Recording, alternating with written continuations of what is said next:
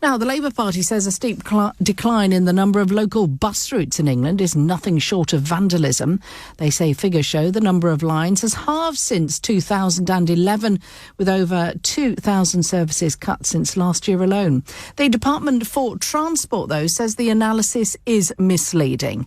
Graham Vidler joins me now, Chief Executive of the Confederation of Passenger Transport, which is a trade association representing the bus and coach sector. Graham, good morning. Good morning, Lisa. Do you think the Labour Party is right, then, to go so far as to call bus route cutbacks vandalism, that it's all had such a deep impact on some passengers and communities? So there has certainly been a regretful decline in bus mileage over the last decade, but I don't think it's a reasonable expression of the passenger experience to say 50% of routes have been cut. There's a lot of problems with counting route registrations, which is why we tend to focus on the alternative measure of bus mileage, which has fallen by 19% over that same period. So still a decline, but nowhere near that 50% decline. Well, let's look at some of the headline figures on it then that Labour's putting forward, and I am due to speak with Labour's Louise Haigh in a moment.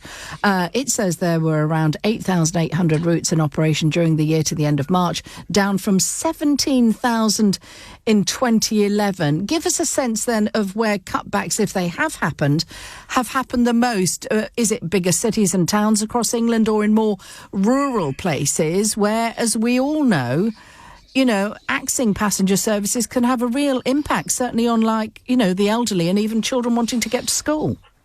So let me just talk for a moment, if I may, about a couple of the issues with those statistics.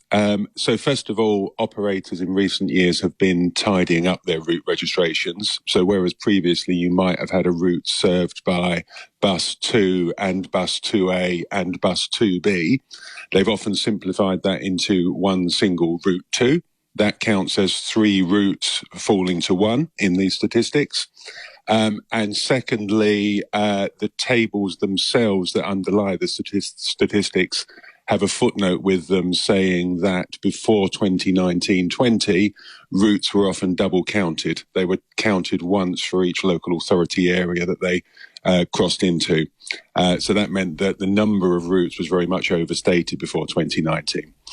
Notwithstanding that, as I've said, there has been a decline in bus mileage over the last decade or so, about 19%. Most of that has come in rural areas, and most of that happened before the pandemic as a result of cash-strapped councils reducing the amount of money they spent on supporting bus services in their areas, typically in rural areas. Graham Vidler, appreciate your time this morning. Thank you very much indeed for joining us live here on LBC News Breakfast. Chief Executive there of the